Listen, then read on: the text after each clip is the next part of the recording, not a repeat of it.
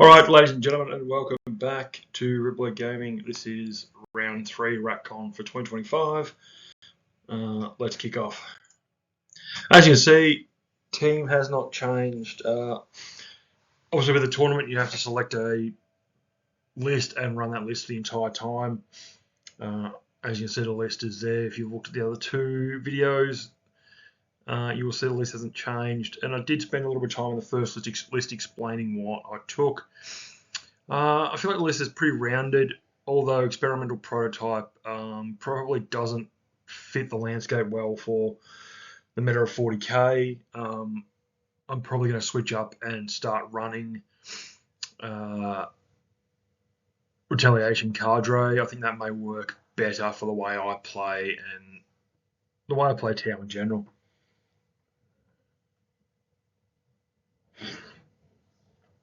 So let's jump in. As you can see, guys, I was the defender. I went first, and we had Scorched Earth, Tipping Point, and the mission for Mission 3 was Coffers. Characters can now burn objectives, which was a little bit of fun. I played into Imperial Knights, which I was super nervous about, given that I didn't feel like Tau would be able to kill them. This game made me realise that, yeah, okay, I was going to go 5-0, or 0-5, sorry. And was a little frustrated after the previous game, getting so close and just not quite going my way, and being a little bit confused. Also, feeling slightly rushed because of the slow play, a little bit both ways there. The big thing is that 40k is a dice game, and I've got to remember it because it goes one way and then it goes the complete other in 30 seconds. So to read off, what it could do. So there was two tables that you got for this list. One for the lads and one for Kings and Sneaky Gets is what they called it. The Kings and Sneaky Gets was for characters who could burn objectives.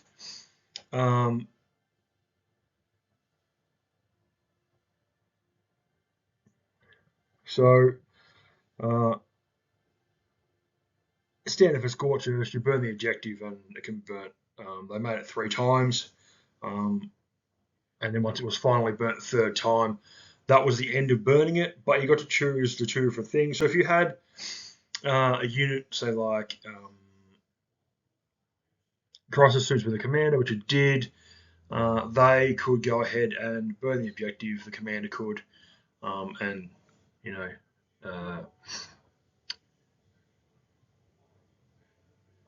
take the buff for their unit. But if your unit was a vehicle, had lone op or solo characters, which I have a couple, a lot of mine are vehicle, a fair few are lone op, and it makes it a little bit entertaining. Farsight, Shadow Sun has lone op, and then the 2 commanders, obviously all three of the 4 of them had the vehicle keyword. So you score yourself on the roll a d6 and on the table, depending on what you've got. So like, you could have this first one, Flailing Fists. Every close combat weapon this character is equipped has -1 to hit. Every time a unit fights, this character has it has -1 to hit, which is not fun. Then you have Eruptions of Power. You get Crack's Call in the shooting phase. Select an enemy model, 1 unit within 18 inch. Roll 3d6. Compare it to the movement characters. If this number is greater, the target unit suffers mortal wounds equal to the difference, and considered a psychic weapon.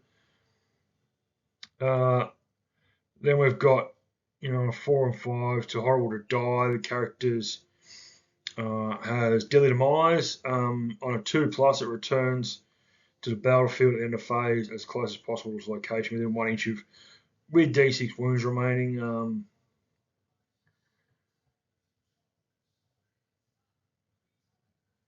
And then the last one was Muted Abomination, which changes all your movement characteristics and attacks characteristics of a weapon to 3d6. So I would have loved to have had possibly that on a couple of models, especially like you think about the Fire Knife unit where you got a single shot, not Fire Knife, Fire Knife running with Farsight.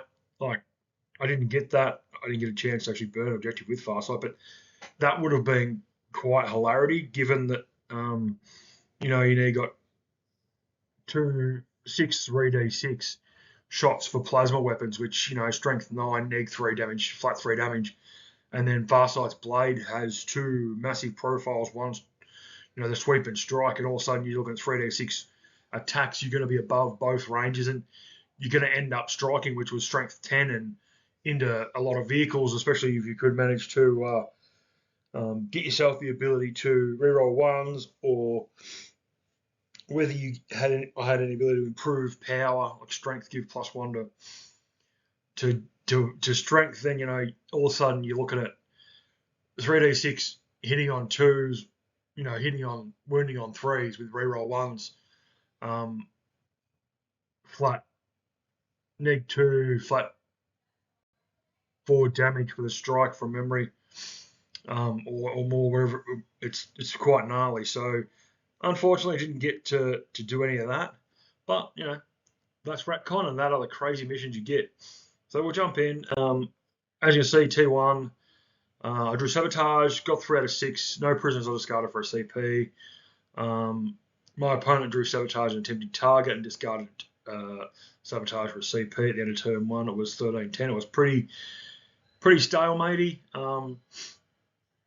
My opponent didn't score much more through the entire game, and it turned very quickly how much damage Sunforge could do to Knights, especially when you're looking at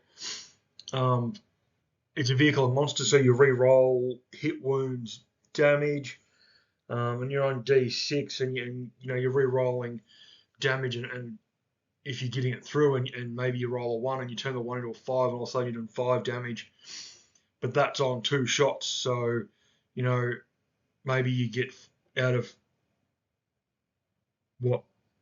6,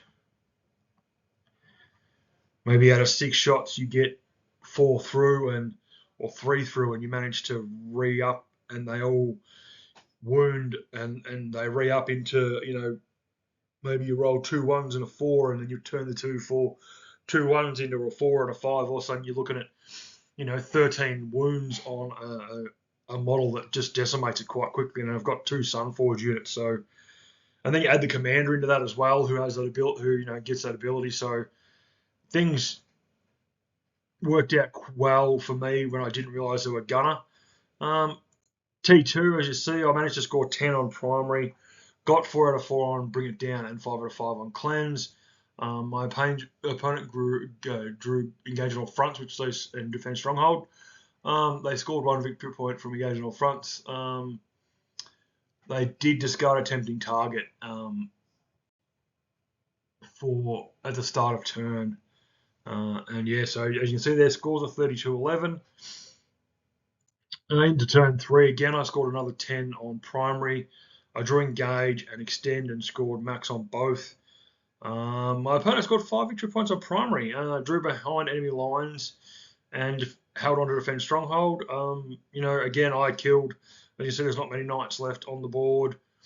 I had decided to really punch them down. I've got units in their backfield. I was on their home objective in one sector, thanks to Vesper. So yeah, so it was a really gnarly game. As you see, 50-16, the scores just get better for me, and my opponent did not score anymore for the rest of the game. Again, after turn 4, it was just me scoring. I tabled my opponent. I got another 10 on primary, 3 on Defense Stronghold. I only got 2 on Established Locust. Yeah, and as I said, my opponent failed to score, and by the end of T4 it was tabled, which meant that T5 was just me seeing what I could max out on. I got 20 VP. I got 5 out of 5 on tempting, 5 out of 5 on secure.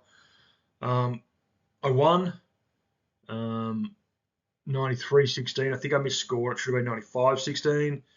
And I, given myself 2 out of 4 instead of 4, full 4 on extend. But a win's a win. In hindsight, you make mistakes. I was quite surprised. I tabled knights. I spoke to a couple of other boys who are in my group that play Tau, and they said that it's actually one of the things that Tau's quite good at is um, killing knights and vehicles. So yeah, so overall, look, finally got a win. Felt positive. Finally broke through. Dave that I played was freaking hilarious, an absolute legend. Um, Saturday was really a good day overall. It could have been 2-1. It could have been 1-1-1. That second game, the previous game to this, was super close and probably actually went the other direction once I've reviewed scoring and realised that I was rushed and misscored myself a little bit. So, yeah, a lot of fun. I can't complain. I had a good day. The boys were good fun. All my opponents were great. And yeah, Sunday was going to be, just another day. And again, it ended up being a little bit more fun. I had to play the same detachment twice, which was hilarious. But one was Firstborn, one was Primaris. And, well,